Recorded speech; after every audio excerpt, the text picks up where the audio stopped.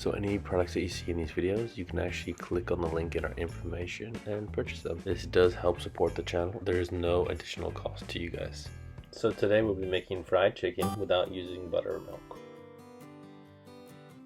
Okay, so this recipe really depends how much you can make. I'm only going to be making 4 pieces, and I'm using the thighs. So 3 for me. My wife's actually having a different dinner, but she says she'll have 1 piece of chicken.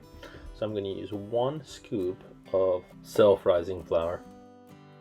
I got 1 egg, and then I'm going to be putting in some salt. You want to put this into your own taste. I don't want too much salt in it, so I'm just going to put a little bit. I'm going to get a good amount of pepper.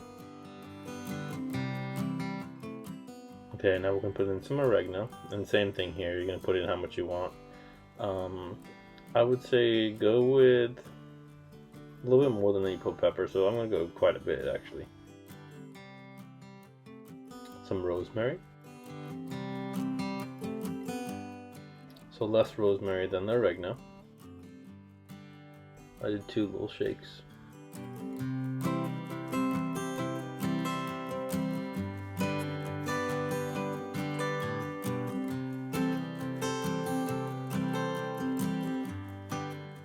Okay, some garlic granules. You want a decent amount of this. Still less than the oregano. Okay, I'm going to mix it all together. So that is my flour done, and now all I gotta do is break this egg, and then I can actually dip in the chicken into the egg wash, and then you're gonna see me putting it into the flour.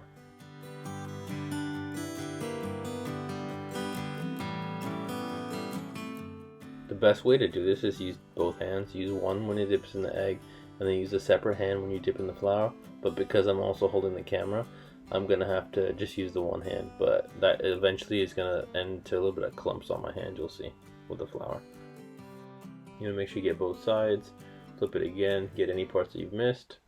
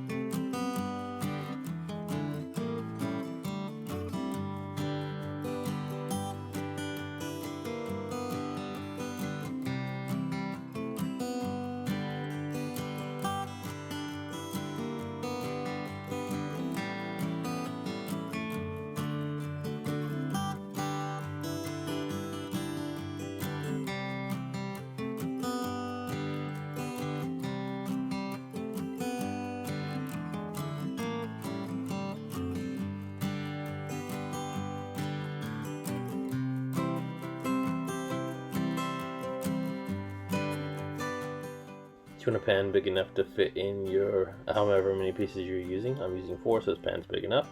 You're going to be using our vegetable oil. You want to get it to about 350 Fahrenheit. If you don't have a gauge to check that, what you can do is throw in some flour. If it starts sizzling, it's hot enough.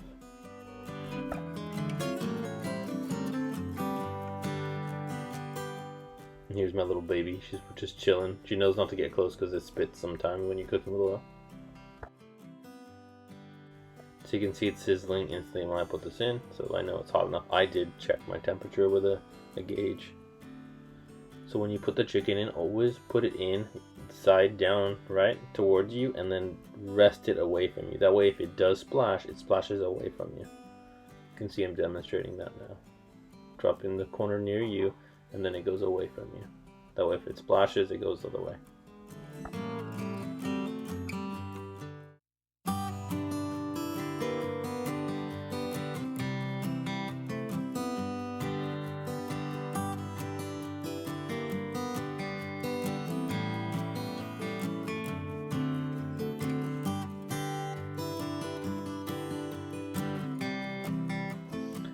So I cooked it about 25 minutes per side. You do want an internal temperature when when you think the chicken is cooked. You want an internal temperature of at least 165 Fahrenheit. So if you think it's cooked, I cut off a piece and I checked. It looked cooked, and then I did use my thermometer, and it in fact was cooked. But make sure you do check it because you don't want to get sick.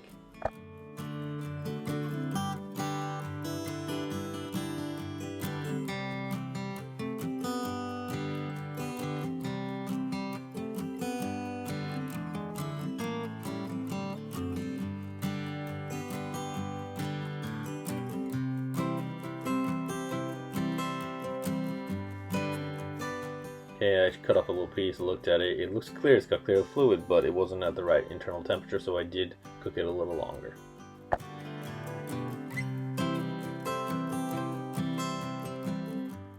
Before anyone says, I did have more spinach and I also had some broccoli, but for the photo I didn't put it in there. Please subscribe and like our videos. On Mondays we're going to try and do a dog video. On Tuesdays we do a food video. On Wednesdays we do either a car or a travel video. Thursdays we do a workout video. Thanks for watching and see you next time.